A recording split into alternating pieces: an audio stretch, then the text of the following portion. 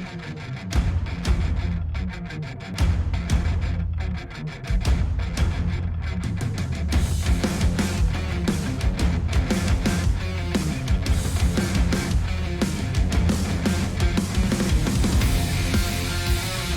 there everybody, welcome to Tucktuk, Trinkets, and Terrain. My name is David, and as you can see for this video, I built a board, specifically to play Gaslands on. If you're unfamiliar, Gaslands is a skirmish game where you use weaponized vehicles in the apocalypse, sort of like Mad Max or Death Race, if you've seen either of those movies. But this was my first sort of game board that I made, and I'm really happy with how it turned out. So I'm gonna show you what I did and how I did it, and I hope you enjoy.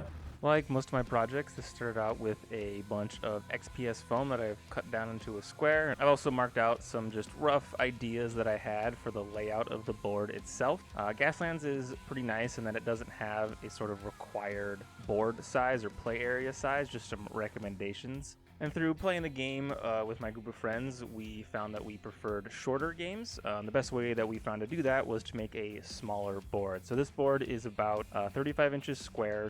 You can see I've shaped the sort of hill area with the hot wired tool, and I'm just using a flame to carve out some pool areas that will eventually become like toxic sludge pools. This game is set in sort of an apocalypse setting, so I thought that that would be a nice touch. Glued all these pieces together, including a few sort of edge, just rock formations to give some interest and try to break up the flatness, even though I was trying to give as much flat area as possible. And one of the features that I wanted to make sure to add was some roads. Roads do function in the Gaslands rules, so you get a little bit of a benefit if you're driving on road versus driving on anything else. This is a pretty common technique, just using some thin cork board that I picked up at the dollar store, and then just tearing it to create some very natural looking cracks and things. So I just prepped a bunch of lengths of this to create some road lengths, making sure to save all my scraps to fill in some holes or just add it in some other random areas. And then it's as simple as peeling off the back of the paper here and just sticking it down where I wanted. Trying to keep it as straight as possible going along the edge here, and I've also added some more up on the hill here. I then set about prepping some random tidbits that I wanted to add for the board. So I 3D printed this shipping container, and then I also printed a bunch of these barrels. I glued together some lengths of chipboard to make some long I-beams that I can cut up, and then I also weathered a bunch of different sizes of craft sticks. I also stripped down a bunch of Hot Wheels. You can see I've tore out the chassis and the wheels on some of these and overall damaged them up so I can paint these up in just some sort of rundown, rusted out cars. For the shipping container, I sunk it down into the pools over here as just sort of a visual interest piece. And then I'm also gonna sink in some of the canisters that these are actually torn off from an old terrain piece that I wasn't really too happy with, so just tore those off, and then I'm going to sink them down into the different pools across the board. Now for this project, I picked up some Sculpt mold. I have never used this before, and I don't know if I was using it incorrectly or what. I was following the instructions. It's a 2-to-1 mixture with the Sculpt mold and water, but for whatever reason I was having a lot of difficulty with it. I think maybe I wasn't adding enough water to the mixture, but with a board of this size I wanted to give it a try, and the results are super great. I'm very happy with how it turned out. It was just a little difficult to work with, but again, I think that was more my fault than the products. So I'm just using it to blend together all of the hills, the rocks, and give everything a nice texture. You see I had a bunch of extra that I filled out the large empty flat space with, and then I set that aside to dry. But once it got to a point where it was fairly sturdy but still soft, I have this Lego wheel thing from an old, I think it was from a McDonald's set, I'm pretty sure. But I used that to give some very awesome wheel texture through all of the Sculpt mold. And did that basically all over the piece, where focusing more on sort of the raceway area in a large circle. For the other sort of third of the board that's still exposed foam, I decided that instead of the Sculpt mold, I wanted to vary up the texture a bit, so just using some white glue, I glued down a mixture of sand particulates, and then kind of just use this to flatten out the board where the Sculpt was a little high, and there was some larger sort of potholes and gaps where it would make setting things flat a little difficult. So just kind of use this to fill out random sections and again add just a variation of the texture across the board. Once that was dry, I covered everything in a thick layer of Mod Podge and black paint to seal everything in, protect everything, make sure none of the sand was gonna fall off or anything like that. But once the black paint and Mod Podge was dry, I set about painting everything. I started out with a base coat of just a solid red, and then did a overbrush with a brown. Once those couple of layers were down, I went over all of the road sections with just a pure black. I also did an overbrush of the black paint on all of the ground around the road to sort of hint at asphalt being broken up and mixing in with the natural dirt.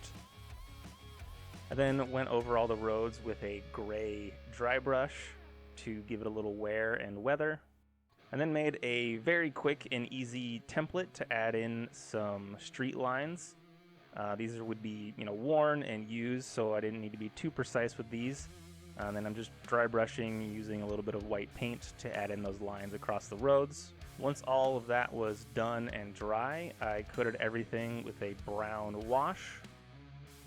Once everything was all dry, I then went over the entire board with a sort of ivory off-white dry brush to bring out all the texture of the Sculpt, the sand, and make sure all of the tire marks that are in all those areas really pop and stand out. I then went back in with some bolt metal silver and picked out the barrels as well as the shipping container. And then these got a sort of rust colored wash, just really simple technique, didn't really need to be too detailed here. But after all the painting was done, I realized that I had this weird sort of dead spot where it wouldn't really make any sense for cars to drive into. Plus the hill here was a little steep for cars to go down. So I thought that I would use this game tracker that I 3D printed for my game and made this sort of holder for it.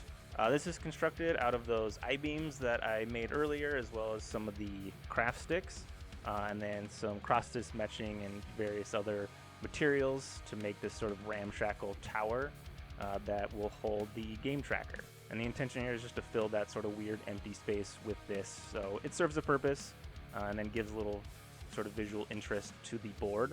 I also made this jump that will fill in another sort of weird empty space. I then glued my little tower here in place in that weird dead section, and then proceeded to just sort of fill in the area with random bits to make it look sort of like a scrapyard or a dump spot. So I've got this large tire off of an old toy.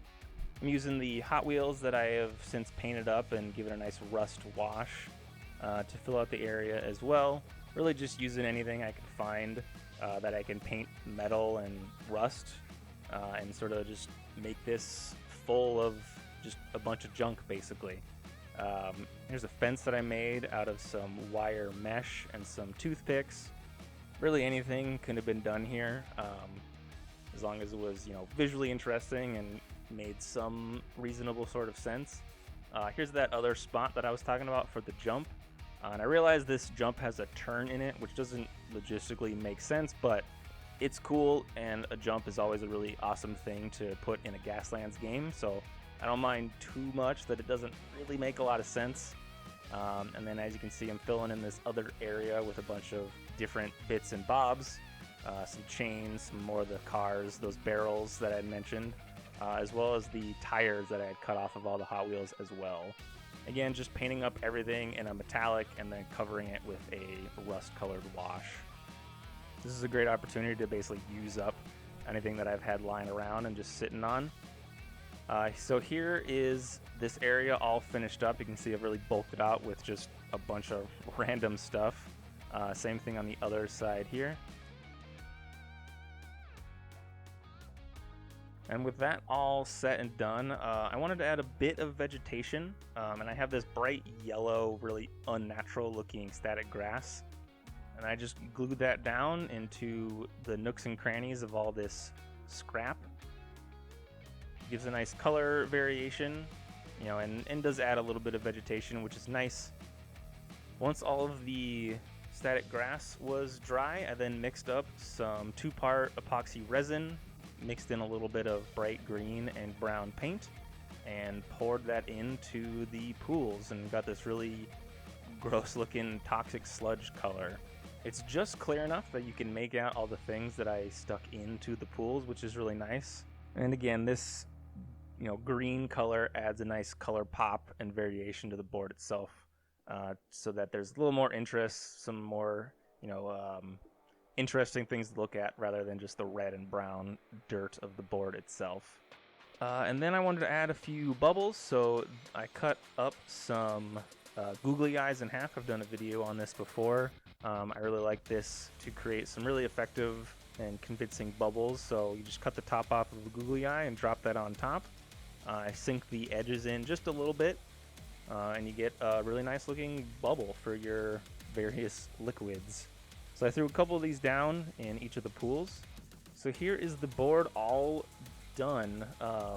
I am very, very happy with how this turned out. I'm really excited to play some games on it. I did go ahead and paint the edges of the board black to give it a nice finished look. I think my favorite part would definitely have to be the roads. I'm very, very happy with how those turned out. The cracks are very convincing. So here's the board with some of the terrain that I've made on it. If you did enjoy the video, please subscribe to the channel and hit the like button. It really helps me out. I do appreciate it. Leave a comment with a suggestion of maybe a project you'd like to try and see me tackle, or something that I could have done differently for this project. I'm always trying to pick up new techniques and tricks to improve my craft. I do have an Instagram account that you can check out. I post in-progress pictures and other things that I've got going on. I also have an Etsy shop where you can pick up dungeon tiles and terrain accessories to use in your tabletop games. Both of those links can be found in the description below. But more than anything, thank you so much for stopping by. We'll see you next time.